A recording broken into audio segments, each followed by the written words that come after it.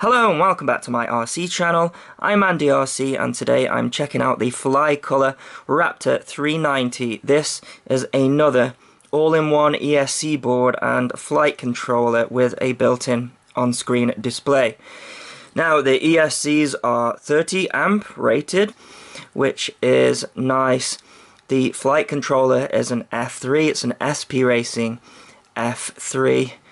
And we have a USB connector on the side. Now you can see I've already got all these cables attached to it, and that is so I can remember which is which, because we have lots of these little tiny Pico connectors here, and you're given all of these cables out of the box. So we have the camera input here, so obviously your video signal, your ground, and then your positive. This is 12 volts to your camera. And then this next one here is S-bus output for your S-bus receiver. And then this one over here, this one is PPM output, so that's one underneath there. So PPM output there, and you are also given a cable for PWM as well if you're still into that. And then this one here that doesn't have anything on it, this is for plugging in a connector that will go to an FTDI adapter to configure multi-wii on-screen display. Now sadly, they don't give you that connector, but that's okay because I got some of these anyway, and we can pretty much configure the on-screen display through the on-screen display itself when it's on the screen, well hopefully. Anyway, and then over here this is where your VTX plugs in. Now this is important to note.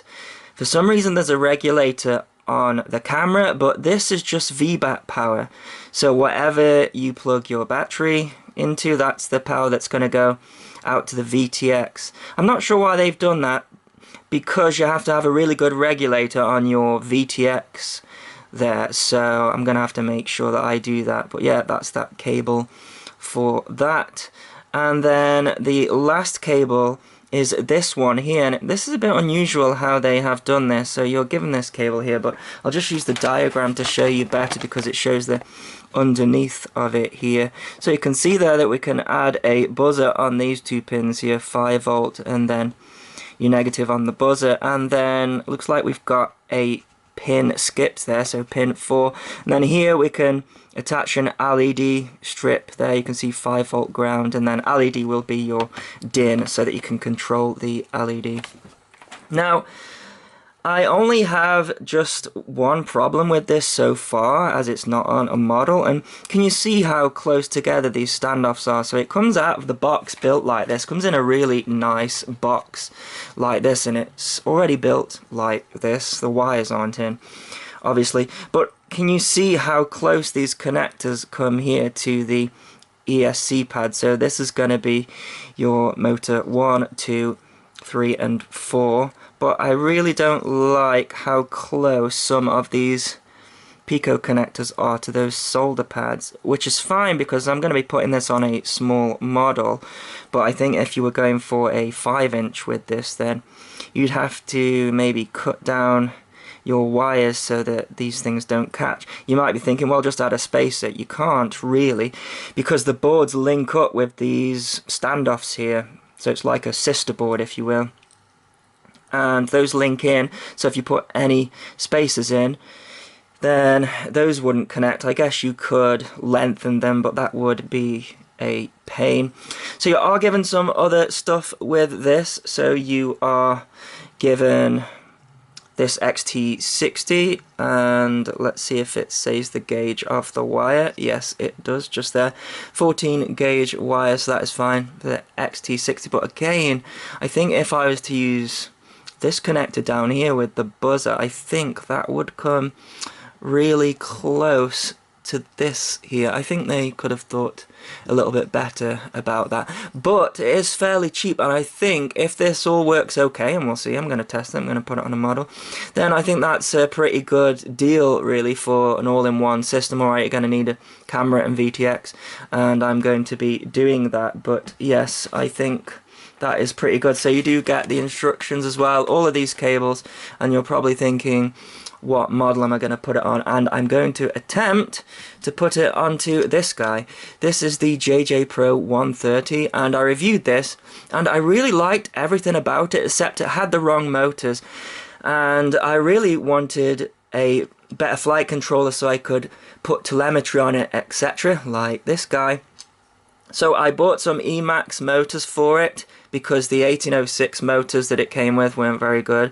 So these are 1306 red bottom motors, so we should be able to put a 4S on this. 30 amps, definitely overkill for all this, but it is designed for this size flight control and ESC board, so I think that is going to be pretty cool.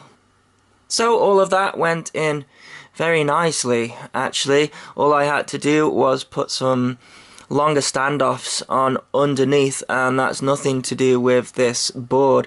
That is just so I could fit my FPV camera up front. This is the Runcam Mini, and I'm going to be doing an extra video on that, so watch out for that. Now, I was a little bit worried about all of these wires getting close to the connectors, but actually there's enough room there, so I may stick on a buzzer, because this is a very tiny model, and if it gets lost in the ever increasing growing grass, then that could be a pain. Now, the lead that came with the Runcam, it was slightly a different connector, so I had to chop that off and just solder the video, the positive and the negative there. And then this is a connector for my VTX that I'm going to be using, and so I just soldered all those up. And the VTX is a switcher, and this is from Gearbest. I really like these 40 channel switchers, and that just fits under there like that really nicely. And then this is just going to plug straight into my VTX nice and neatly. And then you may have seen the video that I did on the XM Plus. That just plugs straight in with the cable that it comes with, and I'm going to need to find a way to put that on the frame so that the antennas stick out, but we won't worry about that because I'm here to check out this all-in-one flight controller. One thing I do want to do though is just show you the setup that I've done for it in Betaflight, and that is to access the on-screen display. You see, the problem that I had is that the on-screen display on here is set up for PAL, and this is an NTSC camera, so when I set everything all up it worked, but some of my icons were out of the edge of the screen. So I found a nice way to access the on-screen display through the USB port. It's so easy, it's unbelievable. So I will also show you how I did that. So here we are in the Betaflight configurator. You get it from the Chrome App Store. So it does come flash with Betaflight already, but it's an old version. I think it was 2.91, which is August of last year. It's so old. So you're going to want to update it to the latest version. So plug the flight controller into the computer via a USB cable, and you'll get the COM port showing at the top there, and go into the firmware flasher. So we want the target as SP Racing F3, and then choose the latest version here. Set the manual baud rate to 256000, load the firmware online, and then flash the firmware. Now, I had no problems with it flashing straight away, but it can be tricky installing Betaflight if you don't have the right drivers, etc. So I'll leave a little link in the description of an install guide to Betaflight, because that helped me a lot. But I've already flashed the latest version to this and set it up. So it says COM3 at the top there, so let's connect to it. Now, I have enabled expert mode so we can see some different options, but the first thing that you're going to want to do is sort your ports out, because out of the box it only has UART1 selected for the USB connector. Now, if you ever accidentally turn this off and save and reboot, your USB connector will no longer work, so you won't be able to configure it. So you would have to short the bootloader pads on the flight controller, and then reflash it, which will re-enable this, so just don't bother doing that at all. I've learnt that the hard way. And then we have the UART 2 turned on here. Now I've had to turn that on, it wasn't turned on out the box. That is for the telemetry for the on-screen display, otherwise that won't relay. And then I've turned the serial RX on for the UART 3, that is for my receiver. As I say, I'm using that little XM Plus receiver, and as it's S-Bus it uses the serial RX. But if you're using PPM or PWM, you don't need to turn that on. Of course, always remember to save and reboot once you have made those changes. So let's go into the configuration tab here. So it's set up as quad out of the box. No need for any board alignment or anything like that, which is good because the USB connector comes out of this side. And then you can see this was set up to PPM out of the box. I've changed it to serial-based receiver for a satellite, or also for S-Bus, and then S-Bus selected here as well. So we've got OneShot 125 selected up here.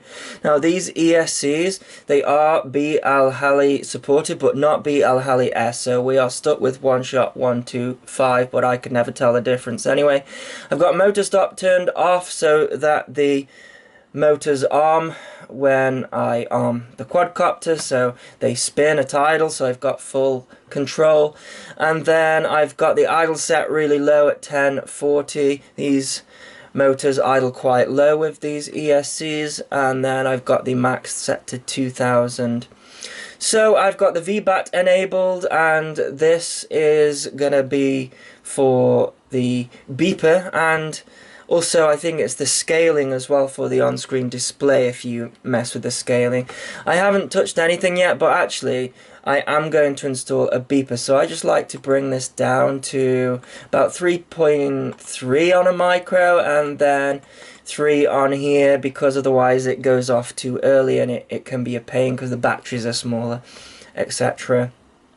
Now, current sensor is enabled, and it was enabled out of the box, but it doesn't have a current sensor on it as far as I can tell. So I've got telemetry enabled here as well, but I don't think that is the telemetry to the on-screen display. I don't think that makes a difference, but I just turned it on anyway, just in case. I need to save and reboot actually, because I have changed that option for the beeper there. So fail safe, you don't ever really need to mess around with this. You do need to check that it works though, but yeah, it is set to drop.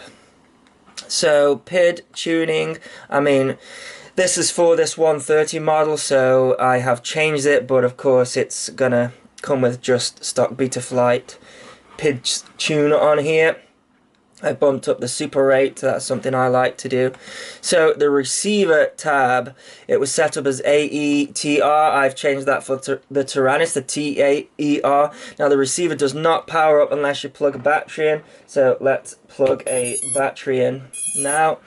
And you can see there that I'm getting everything through. And you can see there as well that with the firmware that I have loaded on the XM Plus, that it is coming through on channel 8 for the RSSI, and this is what I'm going to be using for the on-screen display. I'll show you later. So you can see that RSSI channel set to channel 8.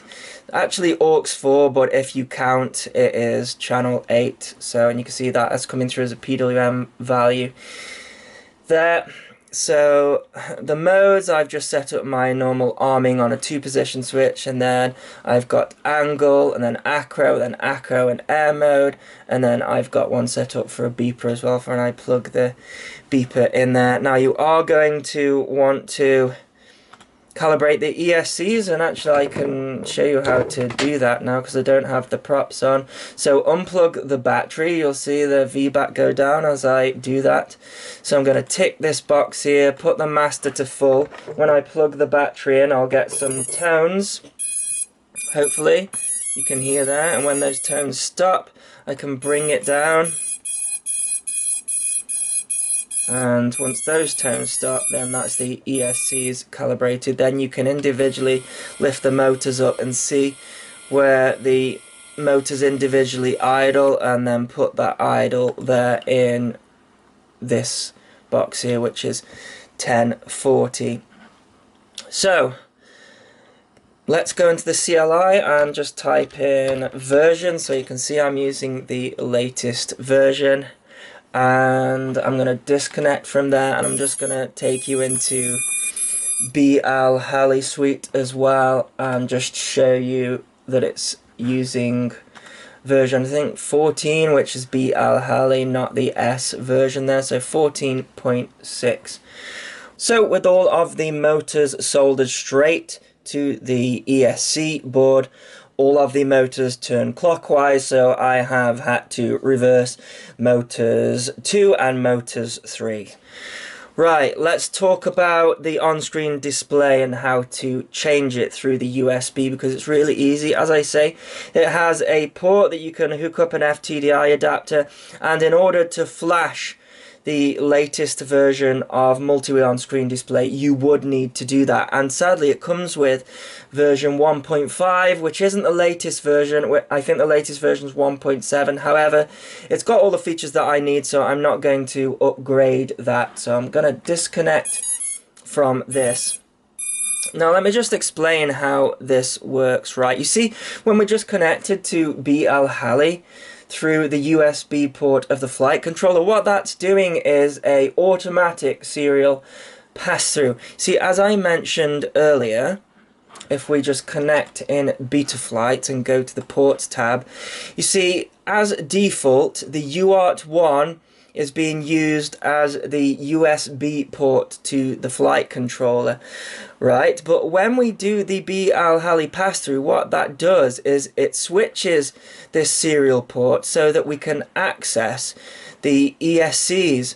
So what we can actually do is a command line in Betaflight, and I know that sounds scary, but it's not. And what that's going to do is it's going to switch the COM3 to the UART2 and allow us to pass through to the on-screen display so that we can change some of the settings. So you'll need multi-way on-screen display 1.5 for this flight controller, right? And if I try and connect to COM3, now I'll get an error opening the port, right?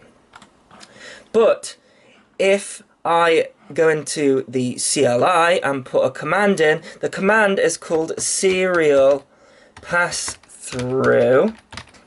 And then what we need to do is type in the UART that we want it to pass through on. Now sadly they don't match up, so UART1 is 0, UART2 is 1, UART3 is 2, and so on. So we want it on the UART2, so I'll go serial pass through on 1.